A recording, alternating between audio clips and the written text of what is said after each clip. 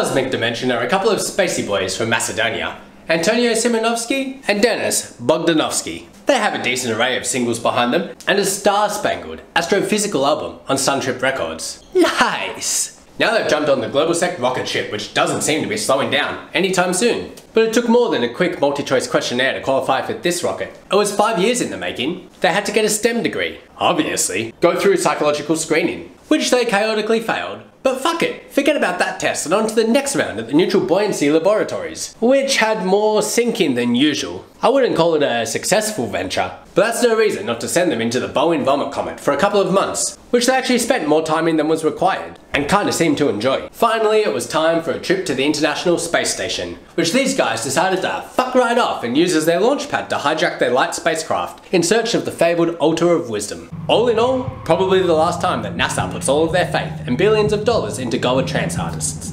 Or maybe not. Well, holy shit, for a second there, I thought life couldn't get any better. But what do I know? Nothing. That's what I've been saying. I know a thing or two though. And you weren't technically wrong. For a couple of days, life wasn't as interstellar as I like. But we didn't have to wait long for another Cosmic Sec bonanza. Alpha Centauri, am I right? Listen, buddy, no, you're not. You're wrong. But I think I know what you were getting at. And space words aside, I'm feeling astronomical about this release. You could say that I'm sort of flared up. What? Are you hot? I'm heliocentric, baby. Finna about to burst into this space bubble to pop like a telescopic Hubble. Oh, that doesn't even make sense. Enough of you. This release got me pulsing and probing, red dwarfing and spectroscoping. I'm wormholing into track 1's introduction. Talk about cosmic suction.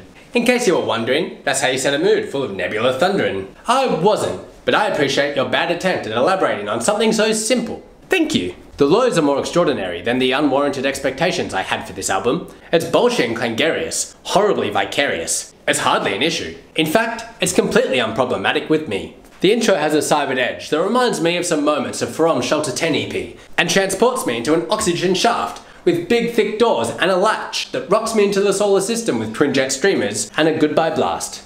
Okay, I'll do better now. I'm inspired. Different species has shifted my perspective by showing me how insidiously wild a track can get. It's got me losing my breath like an astronaut with no helmet in an asteroid belt.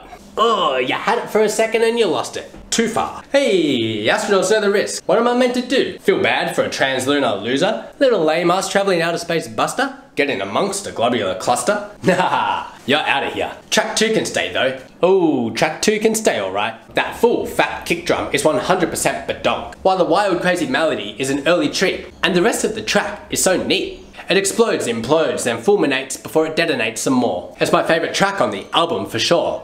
And before anyone asks why, I'll just tell ya. It surprised me with its early bolts of electricity that it managed to continue upping the energy and was anything but geostationary. Ah, terrible and amazing. I couldn't have said it better myself.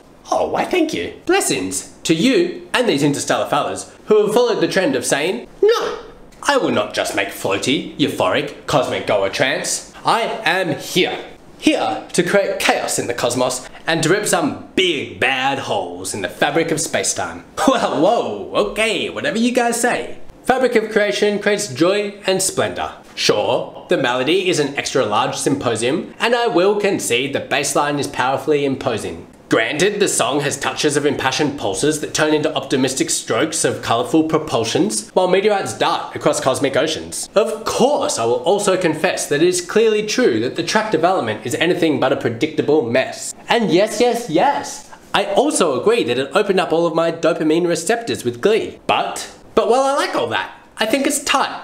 I think it's all right. It's solar and bright. And of course I will recognise that the world doesn't necessarily need any more light.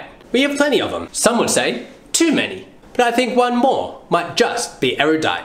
Or Vic Garim cements a little thought I've been having while listening to this album, and that's that this might be the most full-on I've heard GlobalSec get. And I was not expecting it from Cosmic Dimension. This project's been busy, and damn, they must have seen some shit since their last release. Yeah, we've all seen some shit, man. Big deal. I believe that, but that doesn't mean that we all know how to make a song with this much celestial nourishment. It's prettily mystical, a contemptuous miracle, full of floating rumble and leads of eccentric melodies that are in all likelihood electrical. And maybe there was a staccato or an obligato in there too. Maybe a staccato. I thought so too. You were right, well done. This track is so boisterous and huge, and we only have to endure 4 smokers coughs all up, which I think is just the right amount. Cosmic Dimension have been blessed by the adepts, and let's just take another moment to ask, has music ever been better than right now? It's certainly better than anything any moderately talented bard playing the common lute in the 1730s was making, and if that doesn't prove my point, I don't know what will. Orbit Garim is such a wild progression that by the time it ends I wonder, how the fuck did we get here? Where is here? Who am I? Are you my mummy? I'll take over from here. The title track's extra electricity holds me perpendicularly, elliptically. I thought we were done with that. Not a chance. Nor are we done with the Doppler shifting cosmology of this track's main break and big fuck off earthquake. I had to blink twice when they hit me with that and had to pick my chin up from an exoplanet. Pathetic. I love it. The journey this track goes on from its beginning to its end is terrifying and quite frankly difficult for my simple sapient mind to comprehend. But I'm trying my best. The lead lines are stacked with other layers that occasionally spiral out from underneath, creating pathways of solar dust around the fluorescent flaxen leads. I don't know how someone figures out how to control sound waves like this. Shit! I don't even know how 2 people can do it. But somehow they did. They didn't do it.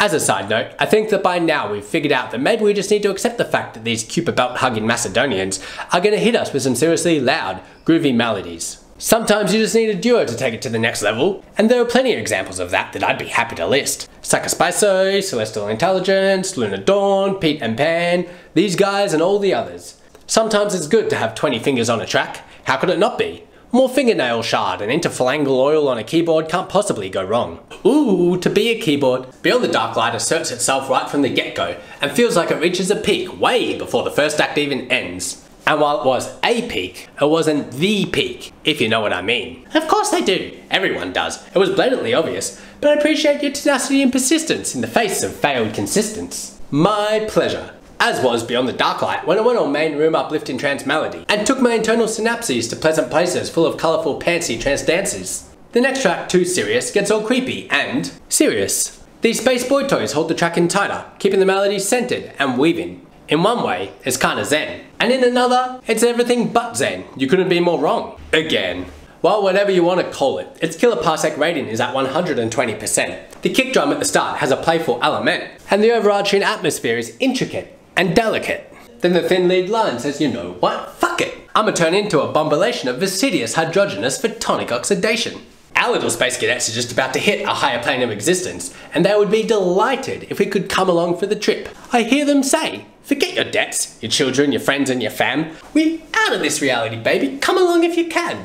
The intro puts a new positive twist into the singularity, then wastes no time soaring us deeper through the nebula of the universe to continue our journey into space polarity. The main break is crazy and gives me just the right amount of anxiety. The drop was pretty fucking cool, and the final act changes the orbital inclination of every transcendent cosmic nation. Transcendence has been reached, and now nothing is left but the radioactive atoms that are actually everything. So, everything is left? Sure. The track starts with sliding Neptunian blues that grind through our minds as gravity-free space grids pulse up and down cerulean hues. The melody doesn't spiral as wild as the other tracks, and it has a solid consistency to it that feels like it was created with ease. As well as all that, the outro to this outro is pure class in such a fitting and thoughtful way to end this release. It took us on a hell of a trip and roughly soothes us into accepting that this journey is over.